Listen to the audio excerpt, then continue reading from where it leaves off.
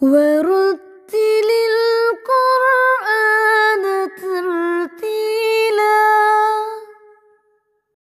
نحمده ونصلي على رسوله الكريم أما بعد فأعوذ بالله من الشيطان الرجيم بسم الله الرحمن الرحيم رب اشرح لي صدري ويسر لي أمري واحلل عقدة من لساني يفقهوا قولي رب زدني علما اللهم فقهنا في الدين رب يسر ولا تعسر وتمم بالخير وبك نستعين آمين يا rubble आलमीन। आज चूँकि टुडे इज़ मंडे और हमारा जो न्यू लेक्चर है उसकी तरफ आते हैं और इसके लिए आपको कॉपी एंड पेंसिल आपके पास मस्ट होना चाहिए। मेंटली प्रिपेयर हो। चलते फिरते आपने नहीं सुनना। क्यों? चलते फिरते सुनने से वो होता है कि जैसे आप कोई लेक्चर 2-3 दिन से चल रहा है, रिवीजन हो रही है, तो कोई बात नहीं, आप साथ में काम भी कर लें, साथ में आवाज़ सुनते जाएं, कोई बात नहीं, रिवीजन हो रही है। लेकिन जिस दिन लेक्चर फर्स्ट हो, उसकी बेस हो, तो उस वक्त आप आराम से साइड पे कमरे में बैठ जाएं और उसको खामोशी से सुने। ठीक है? टॉपिक में जो सबसे इम्पोर्टेंट चीज़ है वो आज जो हम करने जा रहे हैं उसका नाम है इदगाम। ठीक है? इदगाम जो चैप्टर है वो आपने ऑलरेडी कर लिया हुआ है, ऐसा ही है ना? अब इदगाम जो चैप्टर है वो आपने ऑलरेडी किया हुआ है, बट आज जो आप इदगाम सीखने जा रहे हैं वो इदगाम की एडवांस फॉर्म है। ठीक है? इदगाम की एडवांस फॉर्म है, लेकिन जो आपने पहले सीखा है वो बिल्कुल एक शॉर्ट फॉर्म थी और जिसमें आपने सीखा था कि इदगाम माइल गुन्ना सीखा था आपने और इदगाम बगैर गुन्ना सीखा था आपने, और हरूफ यरमलून थे। ठीक है? और ये नून साकिन नून तनवीन में सीखा था और मीम साकिन में आपने सीखा था। इदगाम जैसा कि आपने जब चैप्टर सीखा था तो आपने इसके लुग़वी मायना देखे थे कि दाखिल करना होता है। इदगाम मीन के आप एक चीज को दूसरी चीज में दाखिल कर रहे हैं। ठीक है? लाइक आप एक रूम है, आप उसके दरवाजे से एंटर हो रहे हैं, आप दाखिल हो रहे हैं। ठीक है? एक स्कूल का गेट है, आप बाहर खड़े हैं, स्कूल के गेट के थ्रू आप उसमें एंटर हो रहे हैं। ये एक प्रैक्टिकल एग्जांपल है। ठीक है? अब जब कुरान पाक में तजवीद में हम ये टॉपिक देखते हैं तो उसमें ये कहते हैं कि एक हर्फ का दूसरे हर्फ में दाखिल होने को इदगाम कहते हैं। ये चीज आपको क्लियर है ना? इदगाम में अल्हम्दुलिल्लाह हमारी क्लियर थी। अच्छा जी, फिर मैंने आपको बताया था, अगर नहीं बताया या नहीं आपको पता तो अभी आज आप सीखें। अरबी में एक हर्फ, पहला हर्फ जिसको हम दाखिल करते हैं उसका नाम है मुदगम। इदगाम लफ्ज है ना, इदगाम के नाम से ही है मुदगम। ठीक है? मुदगम किसे कहते हैं? आप कहेंगे वो हर्फ जिसको दूसरे में दाखिल किया जाए वो मुदगम होता है। ठीक है? और जिसमें दाखिल किया जा रहा है उसको कहते हैं मुदगम फीह। फाया है, जैसे कुरान पाक में आता है ला रईबा फीही आता है ना, बिल्कुल ऐसे ही है। तो जिस हर्फ में दाखिल किया जा रहा हो उसको कहते हैं मुदगम फीह। अब फीही का तर्जुमा क्या है? इसमें। मुदगम यानी इस हर्फ में दाखिल किया जा रहा है, इसलिए इस हर्फ का नाम होगा मुदगम फीही। तो हमारे पास इदगाम करते हुए दो चीजें आती हैं, एक मुदगम, एक मुदगम फीही। अब मुझे बताइए, पॉइंट क्लियर हुआ आपको? यानी जब हम दो इल्फाज को देखते हैं, दो इल्फाज में यानी जो पहला लफ्ज होता है उसका आखिरी हर्फ आपका मुदगम होता है और दूसरे लफ्ज का शुरू वाला हर्फ जो है वो मुदगम फीही होता है। ठीक है? अच्छा, नॉर्मली क्या होता है? नॉर्मली ये होता है कि मुदगम जो होता है वो हमेशा साकिन होता है। नॉर्मली मुदगम साकिन होता है। ठीक है? और मुदगम फीही जो है वो मुतहर्रिक होता है। ये बात बिल्कुल क्लियर होगी ना? ये जब हमने इदगाम का चैप्टर पढ़ा था उसमें भी ये चीज देखी थी। बिल्कुल कैजुअल चीजें, कोई नई चीज नहीं है, ये चीजें आपको पहले भी पता है। ठीक है? तो दो चीजें आपने सीख ली, एक मुदगम, एक मुदगम फीही। मुदगम हमेशा साकिन होता है और मुदगम फीही जो है वो मुतहर्रिक होता है। ये बातें आपको ऑलरेडी पता थी। अब यहाँ जो आप नई चीज सीखने लगे हैं वो ये है कि इदगाम की दो अकसाम होती हैं। आपको वहां नहीं बताई गई थी जब आपने इदगाम का चैप्टर पढ़ा था। सिंपल आपको नून साकिन नून तनवीन में एक उसकी एक ब्रांच थी इदगाम वाली, वो आपको पढ़ाई गई थी और बताया गया था कि हरूफ यरमलून जो है उसमें नून साकिन नून तनवीन को दाखिल करके पढ़ते हैं, एक माअल गुन्ना एक बगैर गुन्ना। लेकिन वो तो एक ब्रांच पढ़ी थी आपने। अब यहाँ पे आप क्या पढ़ने लगे हैं, पूरा एक इदगाम का टॉपिक पढ़ने लगे हैं, ठीक है ना। वहां आपने ब्रांच पढ़ी थी, यहाँ आप पूरा कैंपस पढ़ेंगे। तो इदगाम की दो अकसाम है। नंबर 1 क्या है, इदगाम कबीर। नंबर 2 क्या है, इदगाम सगीर। अब ये देखिए कितने एक ऐसे आसान नाम है कि आप में से अक्सर जो है वो इनके नामों से ही पहचान लेंगे। कबीर यानी किब्र बड़ा, सगीर मैंने छोटा। तो इदगाम कबीर यानी बड़ा इदगाम, इदगाम सगीर मतलब छोटा इदगाम। कोई मुश्किल हुआ इसमें? बिल्कुल भी नहीं। तो इदगाम जो है उसकी दो अकसाम है, एक है इदगाम कबीर, एक है इदगाम सगीर। अब आप देखें कि आपको रवायत हफ्स का जो जिक्र है वो अक्सर आप लोगों के साथ होता रहता है कि हम जो तिलावत सीख रहे हैं, तिलावत करते हैं, या हमारे मुल्क में या इंडो पाक में या बहुत सारी जो दुनिया में जितने ज़्यादा ममालिक हैं वो ज़्यादा जो रवायत पढ़ते हैं, जिस रवायत में कुरान पाक की तिलावत करते हैं वो रवायत हफ्स है, ठीक है। ये काफ़ी दफ़ा जिक्र होता रहता है, आप लोगों के लिए कोई नया नाम नहीं है। तो जो रवायत हफ्स है ना, उसके अंदर इदगाम कबीर की 5 मिसालें हैं, ठीक है। यानी रवायत हफ्स में इदगाम कबीर के सिर्फ 5 अल्फाज हैं पूरे कुरान पाक में। यहां एक बात समझें, जब मैंने आपको रॉ इमाला करवाया था, ठीक है, मुमाला वाला करवाया था ना आपको इधर रॉ की तरकीक में, तो पूरे कुरान में कितनी मिसालें थी उसकी? मजरेहा सिर्फ एक मिसाल थी। हाँ जी, सिर्फ एक मिसाल थी। और आपको पता है कि मजरेहा में आपने रॉ इमाला करना है। जब आपने मद का टॉपिक किया था और उसमें था मद्दे लाजिम कलमी मुखफ्फफ आल आना, सूरह यूनुस में सिर्फ एक मिसाल थी पूरे कुरान में, एक ही मिसाल थी ना। हाँ जी। तो इसी तरह से इदगाम कबीर जो है उसकी मिसालें पूरे कुरान पाक में सिर्फ 5 हैं। आपको कोई ज्यादा नहीं याद करनी पड़ेगी। इवन के अगर आप किसी और रवायत में कुरान पाक की तिलावत करें तो वहां इदगाम कबीर की बहुत सारी मिसालें मिलेंगी। कुरान पाक में बेशतर मिसालें होंगी, लेकिन रवायत हफ्स चूंकि आसान है इसलिए इसमें सिर्फ 5 मिसालें हैं जो इंशाल्लाह आपको वर्ड्स आराम से याद हो जाएंगे। अब इन मिसालों को जो है वो हम देखते हैं बाद में। एक चीज इनसे पहले देखेंगे, इदगाम कबीर को इदगाम कबीर क्यों कहते हैं। सबसे पहले ये देखते हैं, इदगाम कबीर को इदगाम कबीर क्यों कहते हैं, इदगाम सगीर को इदगाम सगीर क्यों कहते हैं, ठीक है ना। ये चीज देखते हैं पहले। चले इदगाम सगीर देखते हैं पहले। इदगाम सगीर को पहले समझना है आपने। छोटा इदगाम, तो इसका मतलब है कि इसमें मुदगम जो है ना, मुदगम वो पहले से साकिन होता है और मुदगम फी ही में इसको दाखिल कर दिया जाता है। सिंपल। जो आपने जब इदगाम पढ़ा था ना आपने नून साकिन के कवायद में, तो वो इदगाम सगीर था, ठीक है। क्योंकि उसमें जब आप फॉर एग्जाम्पल मन यकूल लफ्ज है तो उसमें नून साकिन तो ऑलरेडी नून साकिन था, आपने तो नहीं किया उससे, और अगला जो मुदगम फी ही था वो ऑलरेडी मुतहरिक था, ठीक है, और आपने बस अदायगी करके पढ़ दिया उसको। तो इदगाम सगीर क्या है? इदगाम सगीर से मुराद वो इदगाम जिसमें मुदगम पहले से साकिन हो और उसको मुदगम फी ही में दाखिल करके पढ़े, इदगाम सगीर कहलाता है। सिंपल।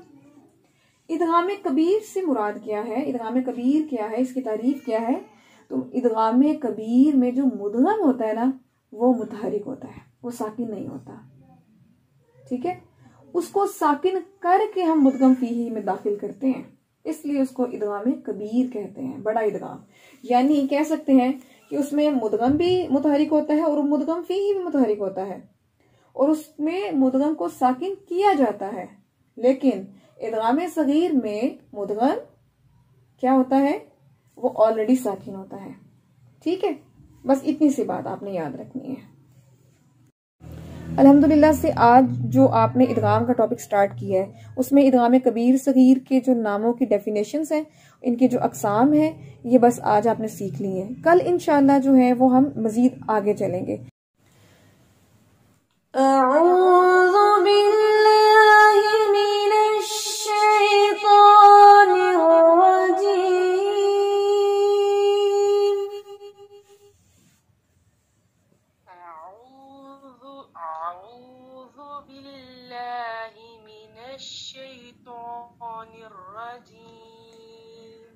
إن هذا لهو القصص الحق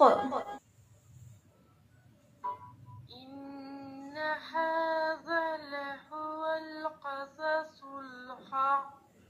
हक में हा को बारीक रखें, हॉक नहीं पढ़ना इसको, और हाजा में अलिफ मद्दा को ड्रॉप नहीं करना। दोबारा से पढ़े, शाबाश।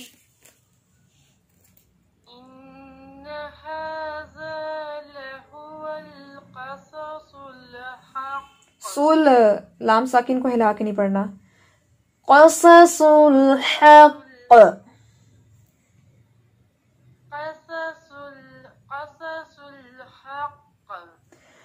वमा मिन इलाहिन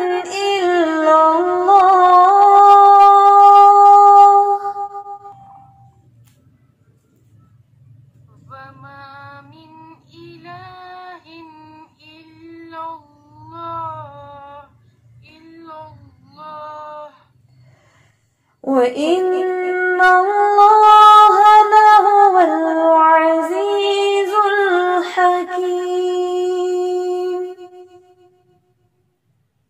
वइन्नल्लाह लहुवल अज़ीज़ुल हकीम।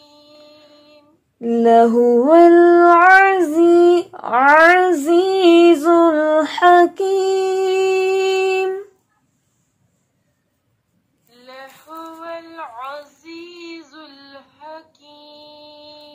बारिकल्लाहु फीक। फरा कमाल काइंडली माइक अनम्यूट करें।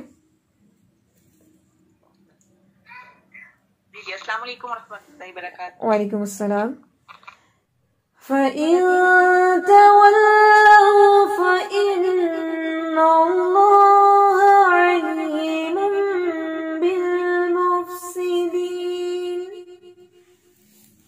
अऊज़ु बिल्लाहि मिनश शैतानिर रजीम।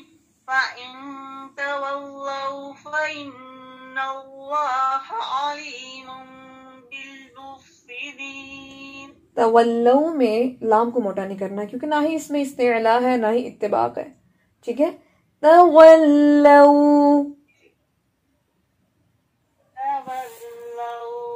ठीक है, बारिकल्लाहु फीक। जी Tahira Yasmin kindly mic unmute करें।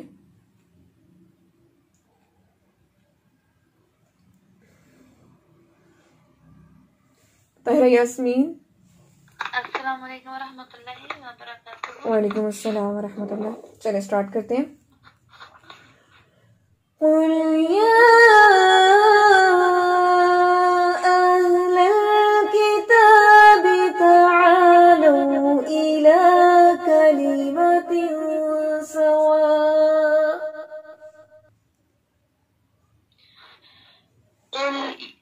قل يا أهل الكتاب تعالوا إلى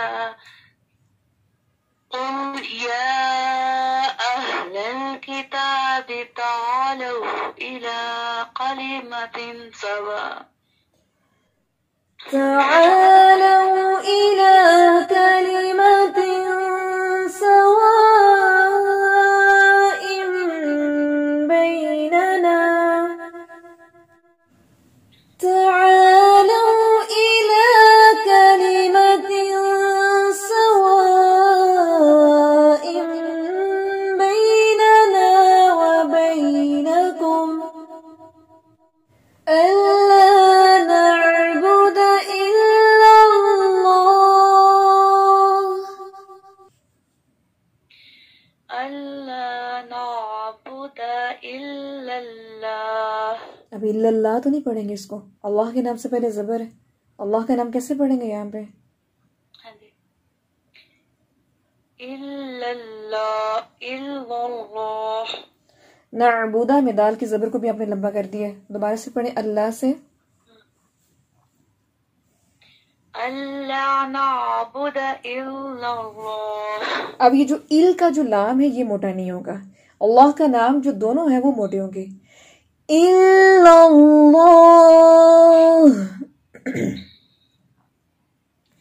इल्लल्लाह। इसकी जरा प्रैक्टिस करनी है आपने, ठीक है। इल्लल्लाह वला नुश्रिक बिही शैअन वला इल्लल्लाह वला नुश्रिक बिही शैआ वला यत्तखिज़ बअदुना बअदन अरबाबन मिन दूनिल्लाह फ़इन तवल्लौ फ़क़ूलु अशहदू बिअन्ना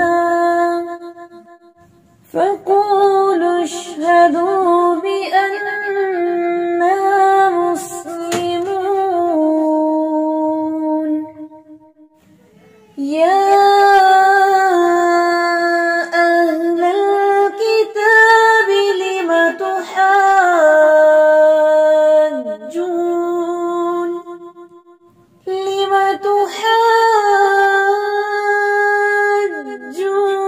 फी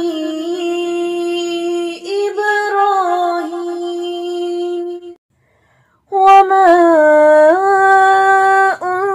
उन्ज़िलतित तौरातु वल इंजील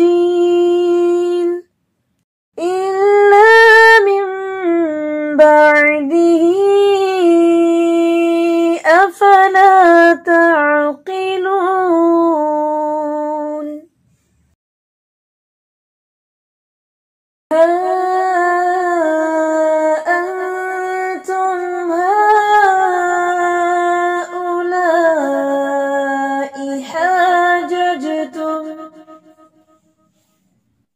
हा अंतुम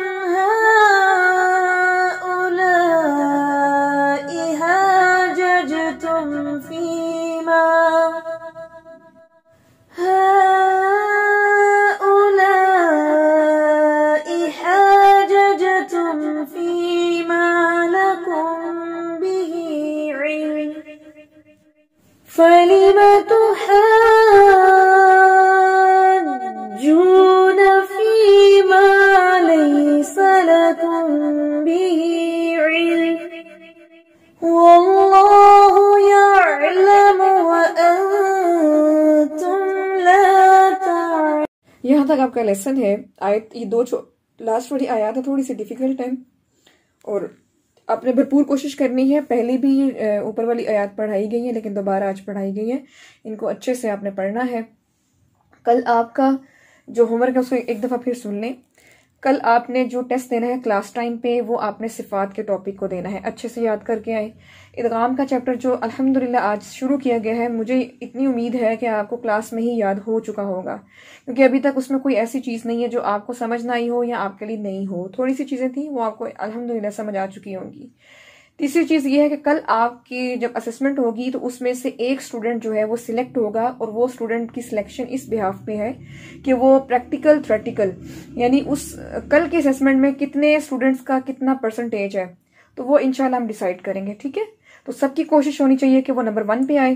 ठीक है, आप ही में से होंगे जो मेहनत करने वाले होंगे, ये आप ही के लिए मोटिवेशन है।